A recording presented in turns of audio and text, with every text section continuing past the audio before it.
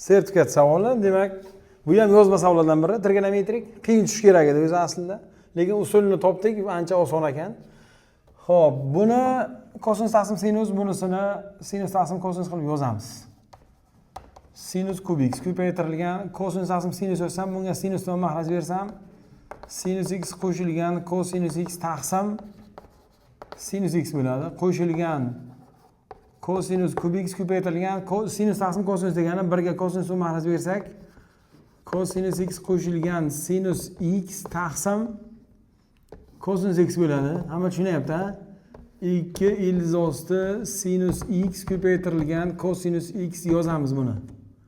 Taraf hozircha o'zgarmaydi. Bu bilan buni qisqartiramiz, bu bilan buni qisqartiramiz.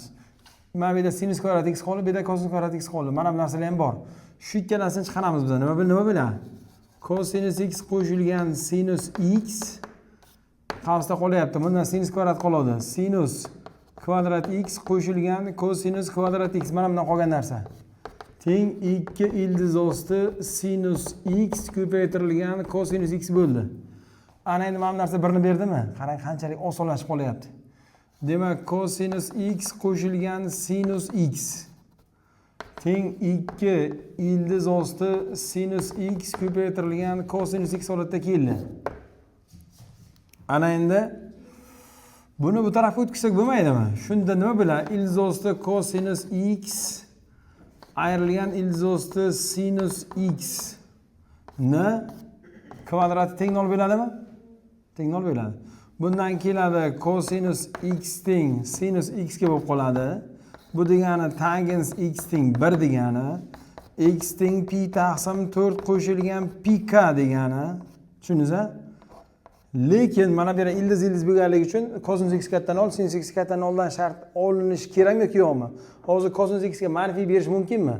Agar kosinus x ga manfiy bersangiz, sinus x ga manfiy berasiz. Demak, ikkalasi ham manfiy holatlari ham to'g'ri keladi. Shuning uchun davraga mana davraga bog'liq bo'ladi-da. Agarda buni ham musbat degan shartni kiritsak, mana davra 2 pi ga aylanib ketadi. Tushundingizmi? Shuning uchun davra pi k holati ham to'g'ri keladimi desak, ha, to'g'ri keladi. To'g'ri keladi. Yechim, mana bu yechim birinchi chorakdan va uchinchi chorakdan oladi. Bu yechim birinchi chorakdan olsa ham ikkalasi musbat, uchinchi chorakdan olsa ham sinus ham kosinus ham musbat holatda keladi. Yechim mana shu ekan.